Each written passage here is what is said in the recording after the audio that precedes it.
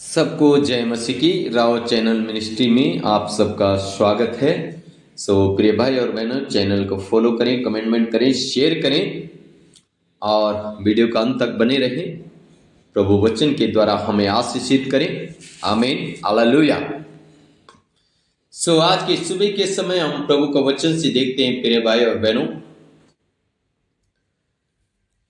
प्रेरितों की पुस्तक 10 अध्याय उसका 1 से लेके पूरा 48 तक जब हम पढ़ते हैं हमारा बहुत अच्छा सा समझ में आ जाएगा। लेकिन मैं कुछ पदों को पढ़ना चाहता हूं। यहां पे एक कुरनेलियुस नामक का व्यक्ति है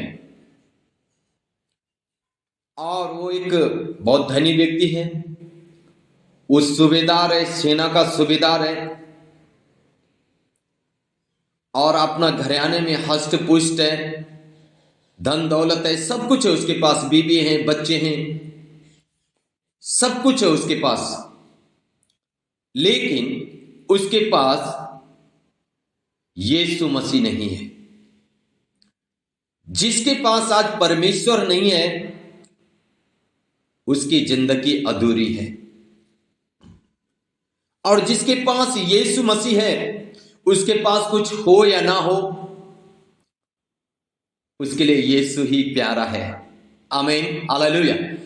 लिखा है ये कुरनेलियुस एक अविश्वासी व्यक्ति है और इसको यहूदी लोगों ने, विश्वासियों ने सुसमाचार सुनाया। ये प्रभु में आ गया, इसने विश्वास करना शुरू किया, परमेश्वर का वचन को फॉलो करना शुरू किया। इसलिए हम देखते हैं इसके बारे में लिखा है, कैसरे में कुरनेलियुस नाम का एक मनुष्य था जो इतालनी नामक पलटन का सूबेदार था। वो भक्त था और अपने सारे घराने समेत परमेश्वर से डरता था और यहूदी लोगों को बहुत दान देता और बराबर परमेश्वर से प्रार्थना करता था। उसने दिन के तीसरे पहरे के निकट दर्शन में स्पष्ट रूप से देखा कि परमेश्वर का एक स्वर्गदूत उसके पास भीतर आकर कहता है, हे कुरनेलियुस। उसने उसे ध्यान से देखा और डर कर कहा, हे प्रभु, क्या है?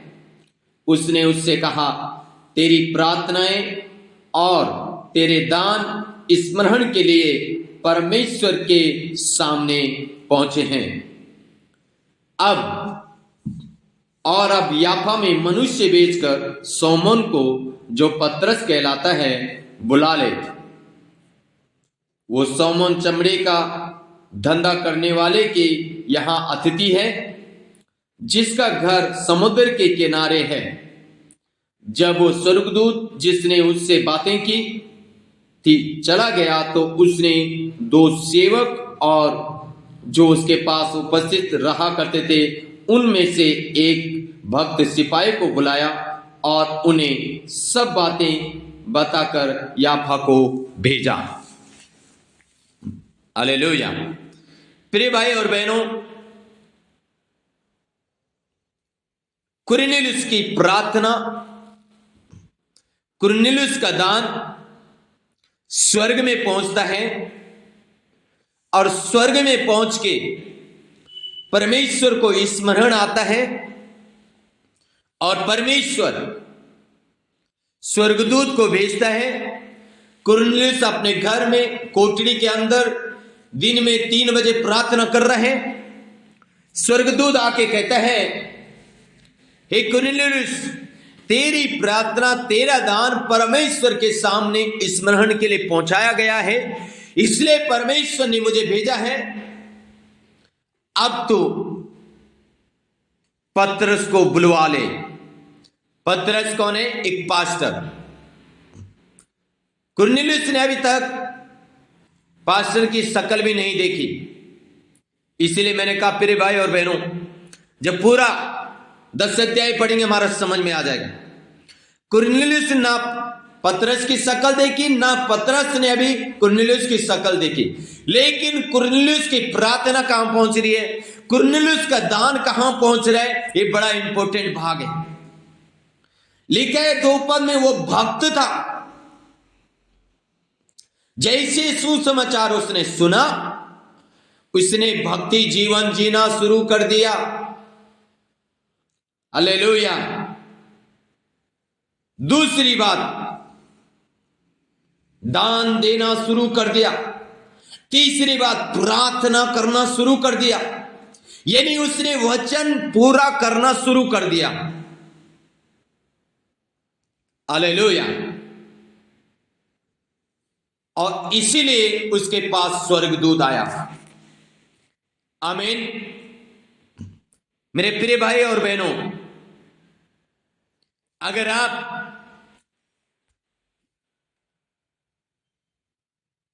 परमेश्वर का भय मानते हैं, भय में जीवन व्यतीत करते हैं, बराबर प्रार्थना करते हैं, दान देते हैं, आपके पास भी स्वर्गदूत आएगा यीशु मसीह के नाम में। हालेलुया। इसलिए मेरे प्रिय भाई और बहनों, कुरनेलियुस ने अपने सेवकों को भेजा। पतरस चमड़े के धंधे के करने वाले व्यक्ति के घर में रुका हुआ है, और वहां से बुला के लेके आते हैं। तब पतरस क्या कहता है 34 पद में, तब पतरस ने कहा, अब मुझे निश्चय हुआ कि परमेश्वर किसी का पक्ष नहीं करता। क्या कह रहा पतरस?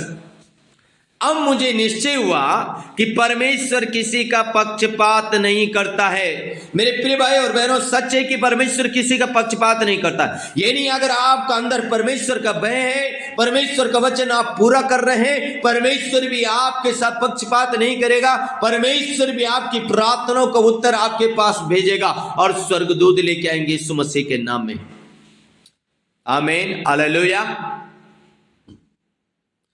पतरस कह रहा है परमेश्वर किसी का पक्षपात नहीं करता। हालेलुया। अब 35 वचन में लिखा है, पतरस कह रहा है, वरन हर जाति ने जो उससे डरता और धर्म का काम करता है, वो उससे भाता है। क्या कह रहा है पतरस? पतरस कह रहा है जो परमेश्वर से डरता है और उसके धर्म के काम करता है, परमेश्वर उस व्यक्ति से प्रसन्न होता है। मेरे प्रिय भाई और बहनों, ये सूबेदार पहले किसी से डरा या नहीं डरा, पहले ये प्रार्थना किया या नहीं किया, लेकिन जब परमेश्वर का वचन इसके आप पास आया, इसके अंदर परमेश्वर का डर आया। हालेलुया। और डर आने के बाद ये धर्म के काम करना शुरू करना। जब इसने धर्म का काम शुरू किया, इसके लिए स्वर्ग खुल गया। प्रिय भाई और बहनों, अगर आप चाहते हैं आपके लिए स्वर्ग खुले, आप परमेश्वर का डर और भय में जीवन व्यतीत करें, भक्ति का जीवन जिए, प्रार्थना का जीवन जिए, दान देने का जीवन जिए, आपके पास भी दूत आएंगे। अब पतरस कह रहा है परमेश्वर किसी का पक्षपात नहीं करता, जो उससे डरता है, उसके धर्म के काम करता है, परमेश्वर उसको आशीषित करता है। और 36 वचन में, जो वचन उसने इजरायलियों के पास भेजा, जब उसने यीशु मसीह के द्वारा, जो सबका प्रभु है, शांति का सुसमाचार सुनाया। हालेलुया। क्या किया पतरस ने? शांति का सुसमाचार सुनाया। मेरे प्रिय भाई और बहनों, मैंने जैसे कहा, पतरस ने सुसमाचार किस चीज का सुनाया? शांति का। इसका मतलब कुरनेलियुस के पास अभी शांति नहीं है। कुरनेलियुस के पास धन दौलत है, गाड़ी है, घोड़ा है, बीबी है, बंगला है, बच्चे हैं, सब कुछ है, और एक अच्छा पद भी है, अच्छा नौकरी भी है। आमीन। हालेलुया। एक अच्छा नौकरी भी है,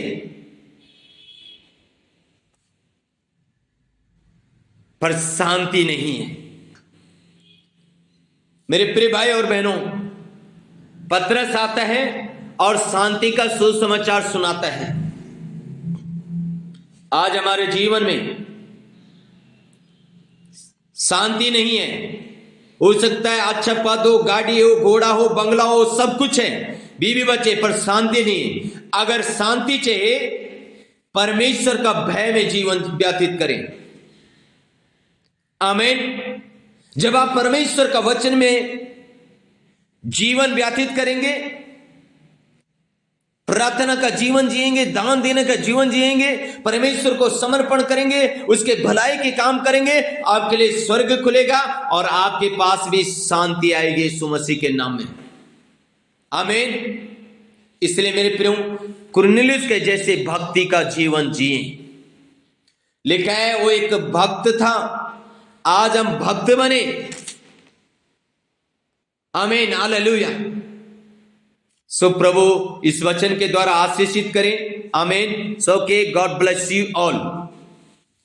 प्रभु जी, हम प्रार्थना करते हैं आपका प्रिय बेटा और बेटियों के लिए। कोई ऐसा व्यक्ति है प्रभु, सब कुछ उसके पास है लेकिन शांति नहीं। मेरी प्रार्थना आज की रात शांति उसके ऊपर उड़ेल दे। आज की रात शांति से भरपूर कर दे। आज की रात शांति से आशीषित कर दे पिता, जिससे आपको महिमा मिले, आपका नाम ऊंचो प्रभु। पिता, आपने ऐसा किया इसलिए हम तेरे धन्यवाद, यीशु मसीह के नाम।